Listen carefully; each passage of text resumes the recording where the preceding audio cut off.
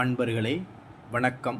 நாம் இன்னைக்கு வீடியோ பதிவில் எதை பற்றின தகவலை பார்க்க போகிறோம் அப்படின்னு பார்த்தீங்கன்னா, இரிசி காட்டேரியை நேரில் வர வைக்கக்கூடிய மந்திரத்தை பற்றியும், அந்த காட்டேரி தெய்வத்தை வச்சு எதிரியை அழிக்கக்கூடிய ஏவல் முறைகளில் செய்யக்கூடிய அந்த முறைகளை பற்றியும் தான் நம்ம இன்றைக்கி வீடியோ பதிவில் முழுமையாக நம்ம பார்க்க போகிறோம். வீடியோ பதிவுக்குள்ளே போகிறதுக்கு முன்னாடி நம்மளுடைய சிவருத்ர மகாகாளி அருள்வாக்குப்பிடம் யூடியூப் சேனலை சப்ஸ்கிரைப் பண்ணாமல் இருந்திருந்தீங்க அப்படின்னா சப்ஸ்கிரைப் பண்ணிக்கிங்க. அதாவது இந்த காட்டேரி தெய்வமானது சக்தியுடைய அம்சம், சரிங்களா? இந்த காட்டேரி தெய்வங்கள்லேயே பல வகையான அம்சங்கள் இருக்குது. அதில் உதாரணத்துக்கு பார்த்திங்கன்னா சண்டி காட்டேரி, மயான காட்டேரி, உதிர காட்டேரி, அகோர காட்டேரி, அக்னி காட்டேரி, இது போல் காட்டேரி அம்சங்கள்லேயே 108 அம்சங்கள் இருக்குது, சரிங்களா? காட்டேரிய ஒரு நபர் வசியம் பண்ணிட்டாங்க அப்படின்னா கனவுல கூட எதிரிகள் காட்டேரிய வசியம் பண்ண நபருக்கு செய்வனையோ இல்லை அழிக்கணும்னு நினச்சா கூட காட்டேரி என்ன பண்ணும், போய் அழிக்கணும்னு நினச்சவனை குடும்பத்தோட வம்சத்தோட வேரோடு அழிச்சுக்கிறோம், அவனை ஒன்றும் இல்லாமல் பண்ணிக்கிறோம். அந்த அளவுக்கு காட்டேரியோடைய சக்திங்கிறது அதிகம். இந்த காட்டேரிய ஆதி காலங்களில் பார்த்திங்கன்னா மாந்திரிகர்கள் பார்த்திங்கன்னா இதை வசியம் பண்ணி வச்சுருப்பாங்க. இதை எதற்காக வசியம் பண்ணி வச்சுருப்பாங்க அப்படின்னா, பக்கத்தில் மாந்திரிகர்கள் நம்மளுடைய தெய்வத்தை கட்டிடக்கூடாது, நம்மளை எதுவும் பண்ணிடக்கூடாது மாந்திரிகத்தில் அப்படிங்கிறதுக்காக ஒரு பாதுகாப்பாகவே இந்த காட்டேரி தெய்வத்தை வசியம் பண்ணி வச்சுருப்பாங்க.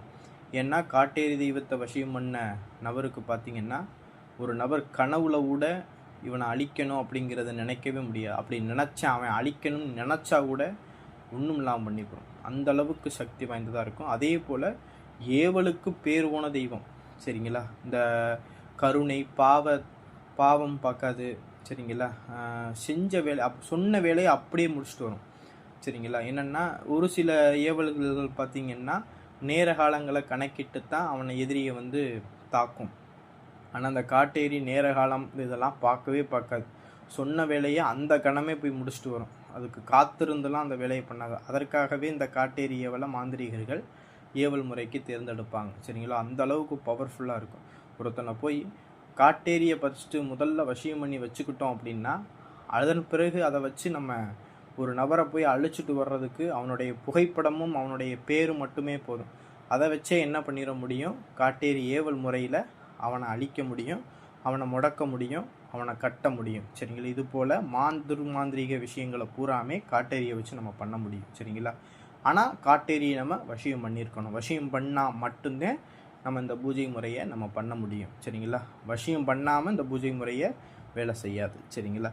அதே போல் பார்த்திங்கன்னா ஒருவர் மேலே இந்த காட்டேரியை ஏவல் பண்ணியாச்சு அப்படின்னா அடுத்த கணமே அவனுக்கு எந்த மாதிரியான அறிகுறிகள்லாம் இருக்கும் அப்படின்னு பார்த்திங்கன்னா, அவன் குடும்பத்தில் நிம்மதியாக இருக்க முடியாது, ஒரு வேளை உணவு கூட அவனால் உண்ண முடியாது, சரிங்களா? அந்த பேய் பிடிச்சவங்க எப்படி புரண்டு தலையை விரித்து போட்டு ஒரு மூலையில் உட்காந்துருப்பாங்க, இல்லை உருண்டு பிறண்டு, சரிங்களா? அவங்க சாப்பிட முடியாது. எந்த நேரம் பாரு தலையை விரித்து போட்டு ஒரு பேய் இறஞ்ச மாதிரி தன்னந்தனியாக ஒரு மூலையில் போய் உட்காந்துருவாங்க, சரிங்களா? அவன் தொழில் செய்ய முடியாது. அவனை ஓரமாக முடக்கி உட்கார வச்சு அவனை ஒரு பைத்தியம் பிடிக்கிறது போல் அவனை வச்சோம், சரிங்களா? ரொம்பவும் கொடூரமானது இந்த காட்டேரி ஏவல் முறை, சரிங்களா?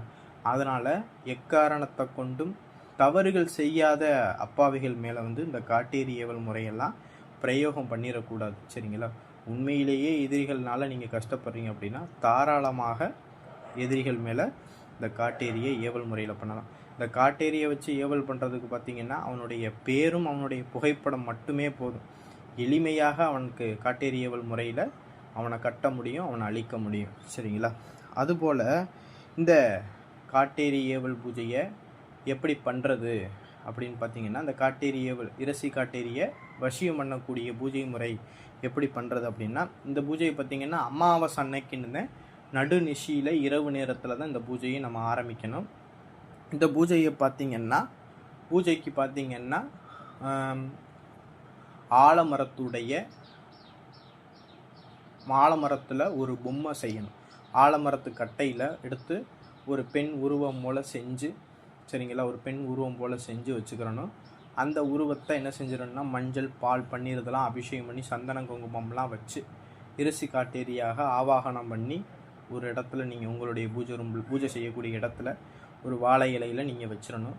வச்சுட்டு இதுக்கு படையலாக பார்த்தீங்கன்னா சாராயம், ஒரு மண் களையத்தில் ரத்தம், சுட்ட ஈரல், சரிங்களா, புழுங்கரிசி சாதம், சரிங்களா, கல், இதெல்லாம் படையலாக படைச்சி தேங்காய், வாழைப்பழம், வெத்தலைப்பாக்கு இதெல்லாம் வச்சு பூஜை போட்டு நீங்கள் வடக்கு திசை நோக்கி உட்காந்து செவ்வரளி பூவை ஒரு 1008 பூவை எண்ணி எடுத்து வச்சுக்கிறணும். எடுத்து வச்சுக்கிட்டு யாக குண்டம் வளர்த்து அந்த யாகத்தில் நான் ஸ்க்ரீனில் கொடுத்தக்கூடிய மந்திரத்தை ஆவாகனம் பண்ணணும். ஒரு நாளைக்கு 1008 வீதம் மந்திரம் சொல்லணும். இந்த பூஜையை பார்த்தீங்கன்னா நீங்கள் தொடர்ந்து இது மொத்தம் 50,008 முறை நீங்கள் இந்த மந்திரத்தை அக்னியில் ஆவாகனம், அரளிப்பூ எடுத்து அக்னியில் ஆவாகனம் பண்ணினீங்க அப்படின்னா இந்த இரிசி காட்டேரியானது நேரில் பிரசனமாகும். நேரில் பிரசனமான பிறகு உங்களுடைய பூஜையை ஏற்றுக்கிட்டு நீங்கள் செஞ்சு வச்சுருக்கக்கூடிய அந்த பெண் அந்த ஆலமரத்து பாவையில் ஐக்கியமாயிரும். சரிங்களா? இப்படி தரிசனம் கிடைச்ச பிறகு உங்களுக்கு அந்த இரிசி காட்டேரி வசியமாயிரும். அதன் பிறகு அந்த அக்குனி குண்டம் வளர்த்து எதிரியுடைய புகைப்படத்தை அந்த இரிசி காட்டேரியுடைய பாதத்தில் வச்சு எதிரியுடைய பேரை ஒரு செப்பு தகட்டில் எழுதி அரளிப்பூவை எடுத்து அக்னியில் 108 தடவை மட்டும் அந்த மந்திரத்தை அந்த அக்னியில் ஆவாகனம் பண்ணி கொடுத்து எதிரிக்கு என்னென்ன பிரச்சனைகளை கொடுக்கணும்னு சொல்லிட்டு மனசார நீங்கள் வேண்டிக்கிட்டாலே போகிறோம். யார் புகைப்படத்தை வச்சுருக்கோமோ அந்த இடத்துல அவனுக்கு ஏவல் முறையில் போய் அவனை அழிக்கும். சரிங்களா? அந்த அளவுக்கு ரொம்பவும் பவர்ஃபுல்லானது இந்த இரிசி காட்டேரி. சரிங்களா? ஆனால் மற்றவர்கள் பார்த்திங்கன்னா இந்த பாதுகாப்புக்காகவும் இந்த இரிசி காட்டேரியை வச்சுருப்பாங்க. சரிங்களா? அதற்கும் இதை பயன்படுத்தலாம். இந்த இரிசி காட்டேரியுடைய விஷயம் வேணும் அப்படின்னா நம்மளை ஸ்க்ரீனில் தெரியக்கூடிய வாட்ஸ்அப் நம்பருக்கு தொடர்பு கொண்டு நம்மள்கிட்ட செஞ்சு வாங்கிக்கலாம். அதே போல் உங்களுடைய வாழ்க்கையில் உங்களுக்கு எதிரிகள் தொந்தரவு இருந்தாலும் தொடர்பு கொண்டு அந்த எதிரி பிரச்சனையை சரி பண்ணிக்கலாம். சரிங்களா? இந்த வீடியோ பதிவு பிடிச்சிருந்துச்சு அப்படின்னா நம்மளுடைய சிவருத்ர மகாகலி அருள்வாக்குப்பிடம் யூடியூப் சேனலை சப்ஸ்கிரைப் பண்ணாதவங்க சப்ஸ்கிரைப் பண்ணிக்கிங்க. நன்றி, வணக்கம்.